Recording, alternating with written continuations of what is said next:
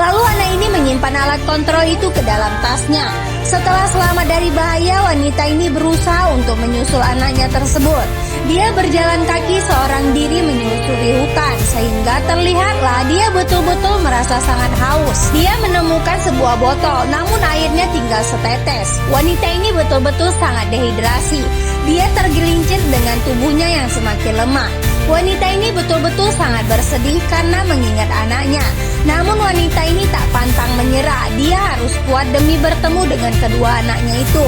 Wanita malang ini pun terus berjalan sambil tergopoh-gopoh. Dan tiba-tiba seekor ular menggigit kakinya. Hingga akhirnya dia pun pusing dan akibat gigitan ular itu dia pun seketika pingsan. Saat dia pingsan, kedua petugas ini pun menemukan si wanita.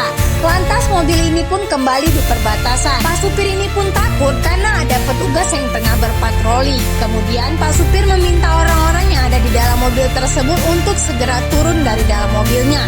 Dia tak ingin tertangkap dan bermasalah kepada polisi.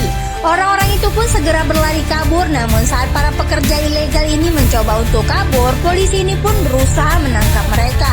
Namun kedua anak ini berhasil kabur dengan cara memanjat sebuah pohon. Sementara lelaki bersama selingkuhannya ini pun turut bersembunyi. Namun polisi berhasil menangkap mereka. Saat Pak polisi melihat kedua anak itu di atas pohon, mereka berusaha untuk menurunkannya.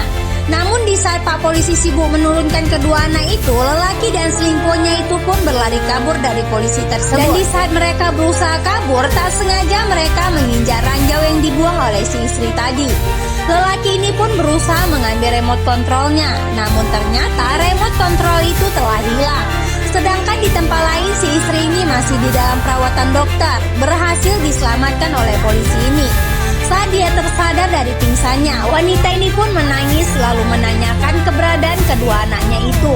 Namun polisi meminta wanita untuk tenang karena anaknya baik-baik saja. Tak berapa lama kedua anaknya itu pun masuk ke ruangan tersebut bertemu dengan ibu mereka. Dan setelah itu wanita ini dinyatakan sembuh. Kemudian wanita itu pun berterima kasih kepada para polisi yang telah menyelamatkan dia dan kedua anaknya. Setelah berterima kasih kepada kedua polisi yang telah menyelamatkannya itu, si anak ini pun memberikan remote kontrol kepada ibunya.